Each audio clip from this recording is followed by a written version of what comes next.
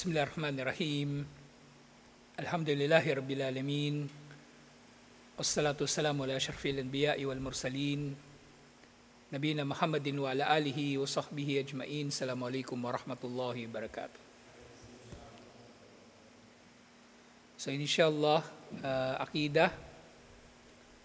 So itiyatalakay natin yung tapos na pala tayo sa 33. Ngayon nandito na tayo sa 34, Babu qawlillahi ta'ala, afa-aminu makrallah, inakala ba nila na ligtas sila sa plano ni Allah? Fala ta'manu makrallahi illa al-qawmul khasirun. Ito, walang sino man ang inaakala niya na ligtas siya sa plano ni Allah, liban na lang sa mga talunan. At ito ay nandun sa Suratul A'raf, verse 99. Sa sumunod na usapin dito, o yung unang usapin dito, ma'anal aya anna Allah tabaraka wa ta'ala lamma dhakara ahlal qura al-mukaddibina lirrusul bayyana anna alladhi hamalahum ala dhalika huwa al-aman min makrillah.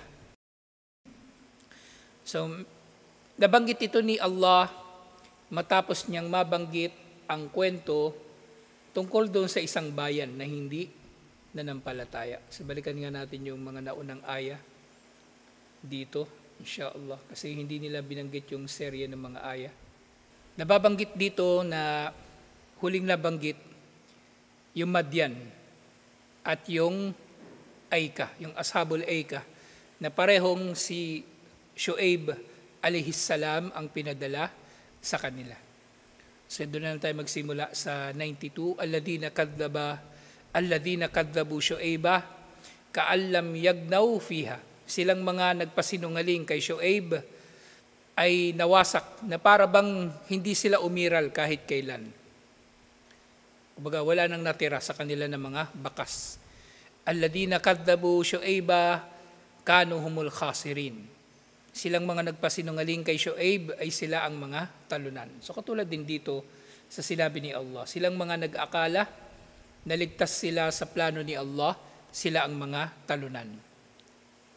At yung nga sa karugtong ng mga aya, fatawalla anhum wa qala ya qaumi laqad ablagtukum risalati rabbi wa nasahtu lakum. Sabi ni Shu'aib, yun nga, nung nalaman niya na hindi na talaga sila maniniwala o aking nasyon, at si Shu'aib nga din yung pinadala nga doon sa Aika, bukod doon sa Madyan. Sabi niya, naiparating ko na sa inyo ang mensahe ng aking Panginoon at nangaral, nagpayo sa inyo.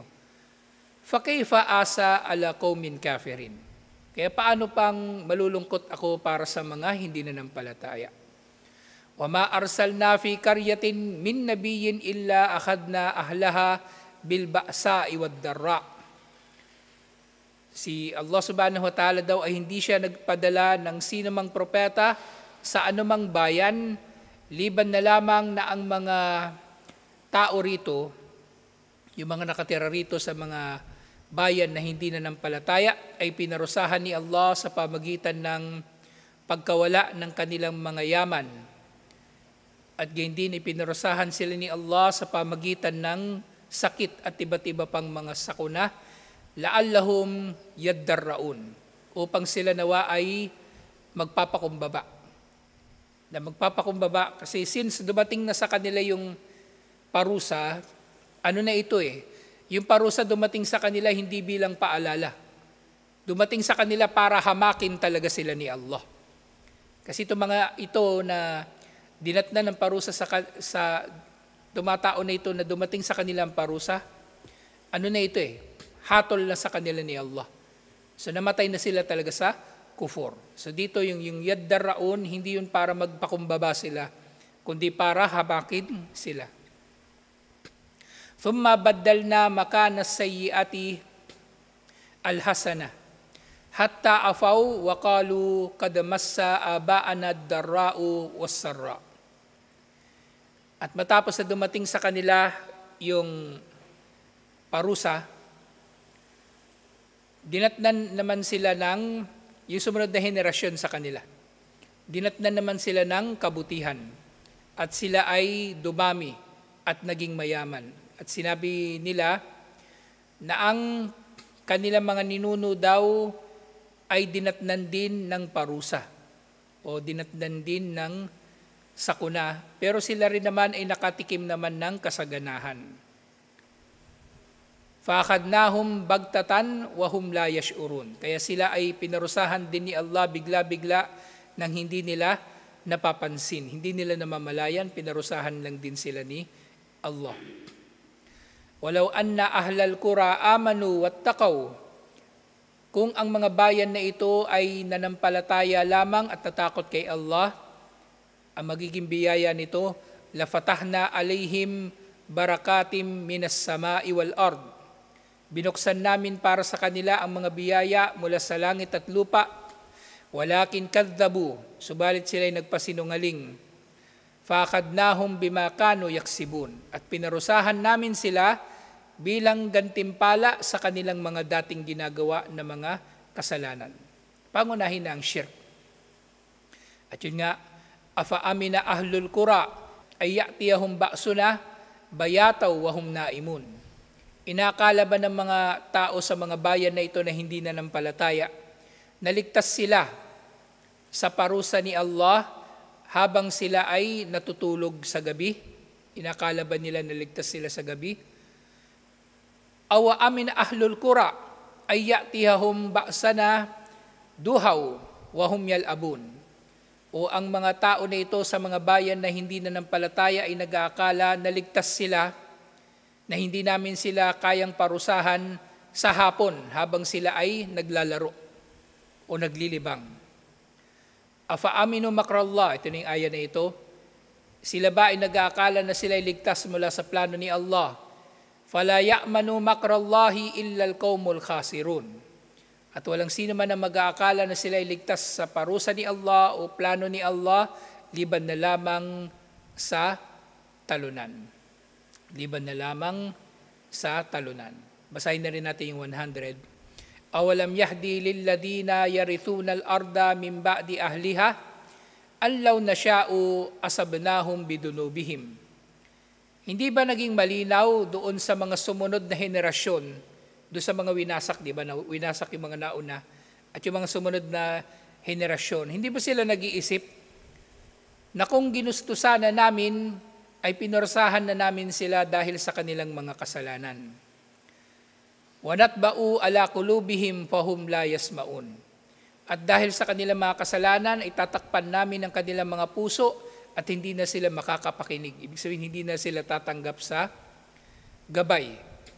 Tilkal qura naqussu alayka min ambaiha. Yaon ang mga bayan na ikinukwento namin sa iyo, Muhammad sallallahu alaihi wasallam, ang kanilang kasaysayan. Walaqad ja'athum rusuluhum bil bayyinat. Dumating sa kanila ang mga sugo para sa kanila, dala ang malilinaw na patunay. Fama kanu liyu'minu bima kadzabu min qabl. Pero yun nga, hindi na sila maniniwala sa anumang pinasinungalingan na nila noon pa. Kaya dumating na talaga sa kanilang hatol ni Allah, parusa ni Allah. Kadalika yatba'ullahu ala qulubil kafirin. Ganito tinatakpan ni Allah ang puso ng mga hindi mananampalataya. Wa ma wajadna li aktarihim min ahdin.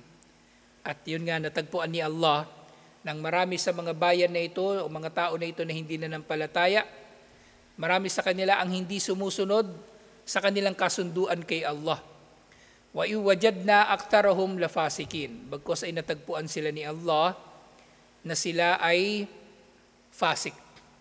So, primarily tinutukoy dito yung mga nasyon na ipinadala sa kanila si Shu'aib. Pero yun nga, thumma ba'athna min ba'dihim Musa. Pero pagkatapos nila ay pinadala na nga, pagkatapos nila si Musa, alayhis salam. At itong ibang kwento na ito, itong mga sumunod na bahagi ng aya. So, nauna talaga si Shu'aib, alayhis salam, kay Musa, alayhis salam. Pero sinasabi ng mga scholar, ang tatay nung napangasawa ni Musa alayhis salam, yung biyanan ni Musa alayhis salam, ay walang batayan na siya mismo si Shu'aib alayhis salam. Nagkataon lang na taga Madian yung napangasawa ni Musa alayhis salam, pero walang batayan o malinaw at hindi mapagkakamalian na batayan na si Shu'aib ang biyenan ni Musa alayhis salam. Kasi nga, yung kahulugan nito, yung tinutukoy dito ni Allah, nang binanggit ni Allah yung mga bayan na nagpasinungaling sa kanilang mga sugo, si Allah ay nagpabatid na ang nagdulot sa kanila na maging ganon, na hindi maniwala at magpasinungaling sa propeta, ay ang kanilang pag-aakala na ligtas sila mula sa plano ni Allah. Na ibig sabihin, hindi talaga sila naniniwala kay Allah. Hindi nila kinikilala si Allah, na si Allah ay mayroong kapangyarihan na parusahan sila. O hindi nga sila kumikilala talaga kay Allah, na si Allah ang lumikha sa kanila. Kaya paano pa nilang, kumbaga, ito rin yung isa sa mga posibleng kahulugan, di ba yung kanina sinabi ni Allah, na paano pa silang maniniwala sa bagay na itinanggihan nila noon pa. So noon pa, hindi na sila naniniwala na may Allah. So paano pa silang maniniwala ngayon na parurusahan sila ni Allah? Hindi nga sila naniniwalang may Allah eh. Tapos maniniwala pa sila ngayon na daratnan sila ng parusa. Hindi na rin sila maniniwala sa parusa. Tinanggihan nila yung unang mas mahalaga at yung mga susunod doon ay ibig sabihin tatanggihan na rin nila. So sila ay naging panatag at nag-akala na sila ay ligtas sa plano ni Allah at gayon din dahilan kung bakit sila naging ganon, ba't hindi sila nanampalataya, bakit sila nagpasinungaling sa kanilang propeta, wa adamul khawfi minhu, at yung kawalan nga ng takot nila kay Allah. Wa akhbara annahu la ya'manu makrallahi illa al-qaumul khasirun wa hum al-halikun. Pagkatapos ito sinabi ni Allah na walang sino man na mag-aakala na sila ay ligtas sa plano ni Allah liban na lamang sa mga talunan, at ang mga talunan na tinutukoy dito sila yung mga nawasak. Sila yung mga nawasak. At paulit-ulit ito. Patuloy na nagpapadala si Allah ng propeta, pasisinungalingan nila, tapos wawasakin sila at may darating na sunod na henerasyon, hindi sila natututo. At paulit-ulit sila na winawasak. Pero yun nga, ayon sa paliwanag ng mga scholar, ito mga ganitong mga parusa ni Allah, kumbaga na pangkalahatan, nangyari ito sa mga panahon ng ilang mga propeta lang. Sa panahon ni Propeta Muhammad sallallahu alaihi wasallam, hindi na ganito yung nangyari. Hindi na ganito yung nangyari. Bagkus yung Quraysh na pangunahin sa mga kuffar na kalaban ni Propeta Muhammad sallallahu alaihi wasallam, pinarusahan sila ni Allah sa pamagitan ng iba't ibang mga paraan. Pero hindi na yung pangkalahatan na pagkawasak katulad dito. Siyempre, pangunahin na doon yung jihad, yung pakikibaka ng mga Muslim laban sa kuffar. Ginamit yun ni Allah, ginamit ni Allah mga mananampalataya para parusahan sa pamagitan ng kanilang mga kamay mismo, ng kanilang lakas, ang mga hindi mananampalataya. Pero yung pagkawasak na ganito na malawakan o pangkalahatan, hindi na ito naulit sa panahon ni Propeta Muhammad sallallahu alaihi wasallam. Wa munasabatul aya li kitabit tauhid, at ang kinalaman ng aya na ito sa kitabut tauhid, annal amna min makrillahi min a'damid dhunubi wa annahu yunafi kamalut tauhid. Ang pag-aakala ng tao na siya ay ligtas sa plano ni Allah ay kabilang sa pinakamalalaking mga kasalanan, at ito ay tumataliwas sa kaisahan ni Allah subhanahu wa ta'ala. Kasi yung pagiging ligtas ng tao o pag-aakala ng tao na siya ay ligtas sa mga plano ni Allah, ibig sabihin lang nito, wala siyang takot kay Allah. Samantalang ang pangunahin na dapat na damdamin ng mananampalataya para sa kanyang Panginoon kay Allah, ang takot kay Allah. Kasi kaya ngayon takwa, ito yung pangunahin sa mga katuruan natin. Tuwing Jumu'ah, pinapaalalahanan tayo na katakutan si Allah. At napakaraming mga aya sa Quran at mga hadith ang tumutukoy na katakutan natin si Allah subhanahu wa ta'ala. Tapos yung mga kuffar, ganito, hindi nila kinakatakutan si Allah, kaya iniisip nila ligtas sila kay Allah, malaking ang kasalanan nito. At ito nga ay taliwas sa tauhid. Taliwas sa kaisahan ni Allah subhanahu wa ta'ala. Ngayon, sumunod na usapin, ma huwa makrullah. Ano ba itong tinutukoy sa aya na ito na makrullah o plano ni Allah. Makrullahi, kala Ibn Kathir, ang plano na ito ni Allah, sabi ni Ibn Kathir rahimahullah, ba'suhu wa nakmatuhu wa qudratuhu alayhim wa aqduhu iyahum fi hali sahwihim wa gaflatihim. Ang makar o ang plano ni Allah na tinutukoy sa aya na ito ay ang lakas ni Allah at ang kanyang paghihiganti sa kanila at ang kanyang kompletong kakayanan na ipatupad ang paghihiganti na ito ni Allah sa pamagitan ng pagpaparusa sa kanila sa panahon na sila ay nakakalimot o nalilingat. Kaya nga itong mga nasyon na ito na winasak, so dito sa konteksto ng binabasa natin doon sa nasyon na kung saan ipinadala si Shu'aib alayhis salam, ipinadala sila habang sila ay nandun sa loob ng kanilang mga tahanan. Ubos sila at namatay silang lahat doon. Ubos sila at namatay silang lahat doon, waliyadu billah. So kabilang doon sa mga kahulugan ng makrullah. Na si Allah, kung siya ay magplano, kung si Allah ay magpaplano, matindi. So sa tindi ng plano ni Allah, pinarusahan niya sila sa panahon na hindi nila inaasahan at sa lugar na hindi nila inaasahan.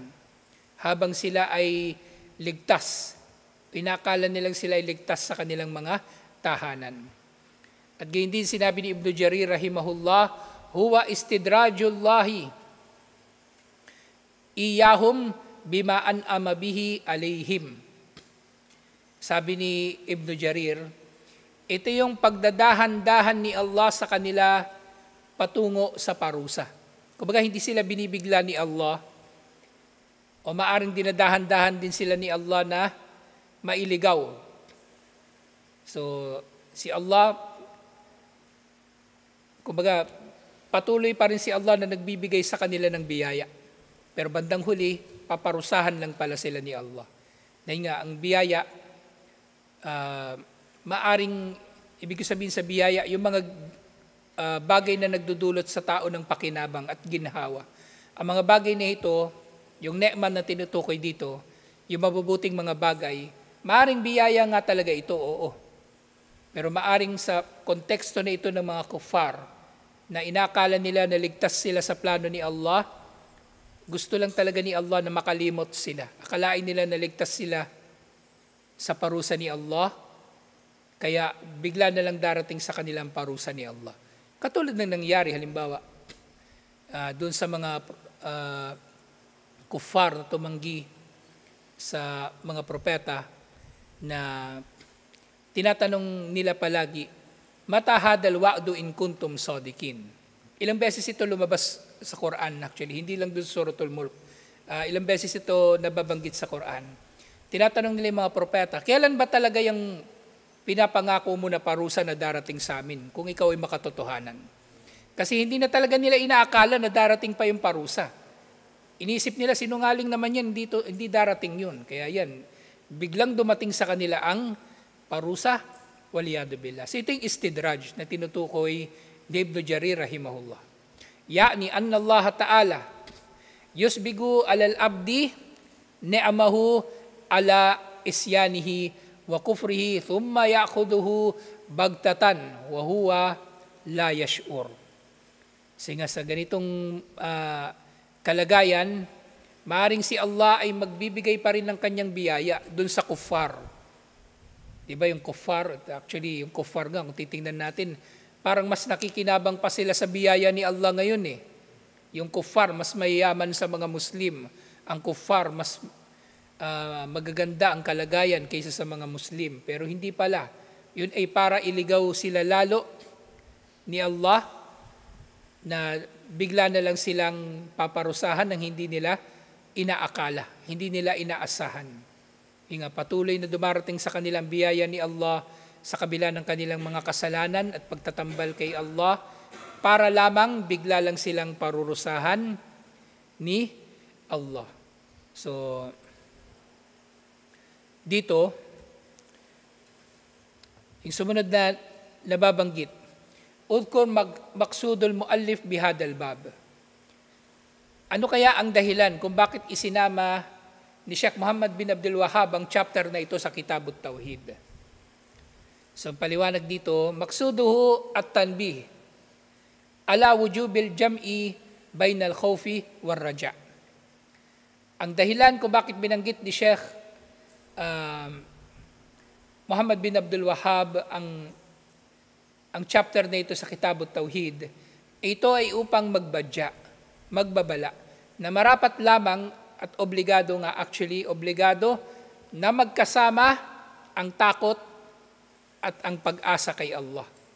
Magkasama dapat ang khawf, takot, at yung raja, pag-asa kay Allah.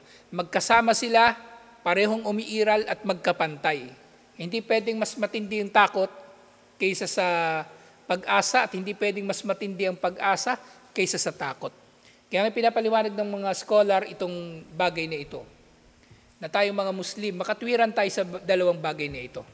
Na hindi katulad ng mga Kristiyano bilang halimbawa. Ang mga Kristiyano, nasobrahan sila sa raja, nasobrahan sila sa pag-asa, sa habag ni Allah. Hindi na sila sumasamba kay Allah Kasi pinaniniwalaan nila, basta tanggapin nila si Jesucristo bilang personal nilang tagapagligtas, ligtas na sila. Kahit anong gawin nila. Uminom sila ng alak, magbisyo, mambabae, pumatay, manggahasa, kahit anong krimen ang gawin nila, basta bago sila mamatay, halimbawa, magdadasal lang sila kuno, o kaya pag mamatay na sila, ito pa yung mas masama. Kapag mamatay na sila, basta pagdadasalan sila ng kanilang mga kamag-anak o kapitbahay, may liligtas sila.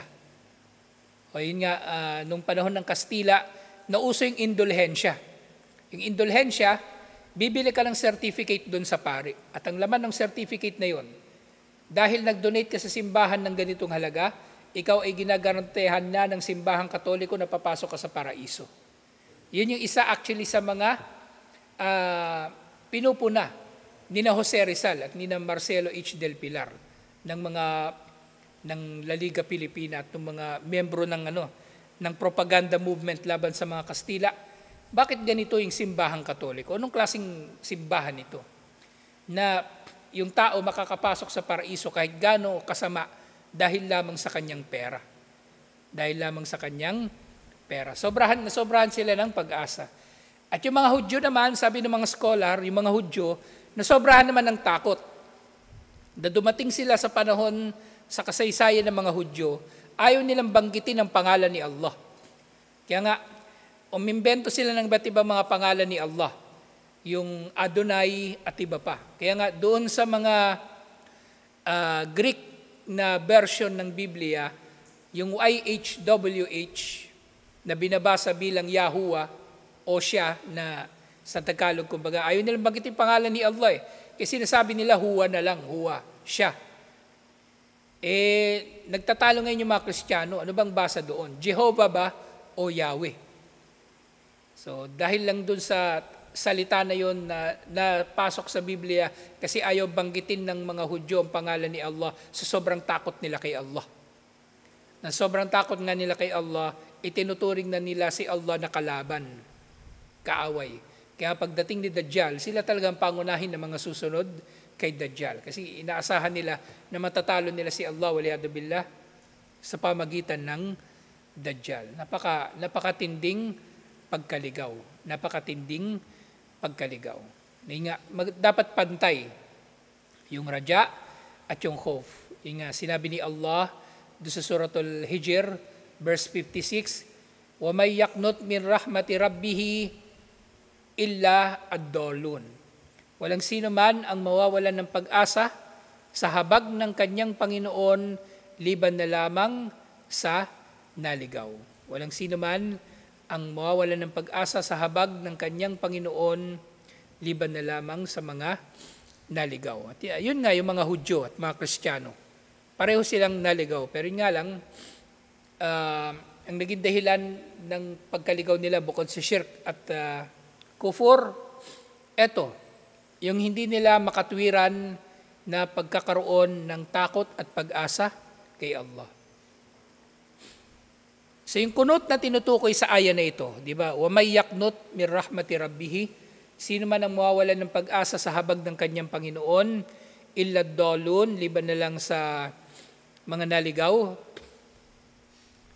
Al-kunut, ang kunot na tinutukoy dito, iba yung kunot na salah. Ta yun, ta. Ito, to. Al-kunut. Istibadul farj wal ya'sa minhu. Ito yung pagiging malayo o pakiramdam ng tao na malayo sa kanya yung farj, yung ginhawa mula sa kanyang mga pinagdaraanan. Iniisip niya na magpapatuloy yung kanyang paghihirap at nawawalan na nga siya ng pag-asa sa pagdating ng ginhawa na ito. Ito yung kunut na inakala ng tao na magtutuloy-tuloy yung kanyang nararanasan na paghihirap. At ang aya na ito, ang kinalaman ng aya na ito doon sa chapter na ito, annal kunut min rahmatillahi dhanbun azim yunafi kamalut tauhid. At ang kawalan nga ng pag-asa sa habag ni Allah ay malaking kasalanan din na sumisira sa pagiging kompleto o ganap ng tauhid.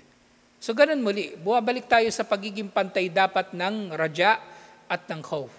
Kanina yung mga tao, yung mga bayan na binanggit kanina, di ba? Hindi sila natatakot sa plano ni Allah. Hindi sila natatakot sa plano ni Allah at ang ginagawa nga nila ay malaking kasalanan. So pareho lang, yung mga nasobrahan naman ng takot at nawalan na ng pag-asa sa habag ni Allah, nagkakasala din ng malaking kasalanan. At nakakagawa sila ng taliwas sa tauhid. Kama annal amna min makrillahi kadalik. Katulad lamang din nga nung nabanggit kanina, yung tao na inakala niya na ligtas siya sa plano ni Allah at ang tao na ito na nawawalan ng pag-asa sa habag ni Allah, pareho sila. Pareho silang ligaw. Pareho silang nagkakamali. Pareho silang nagkakasala. Kasi marapat sa Muslim, pantay. Pantay dapat ang ating pag-asa at takot kay Allah subhanahu wa ta'ala, inshallah. So, dito natin tatapusin itong bahagi na ito. So, meron pang natitira na ilang mga usapin dito. Inshallah, tutuloy natin ito next week. Assalamualaikum warahmatullahi wabarakatuh.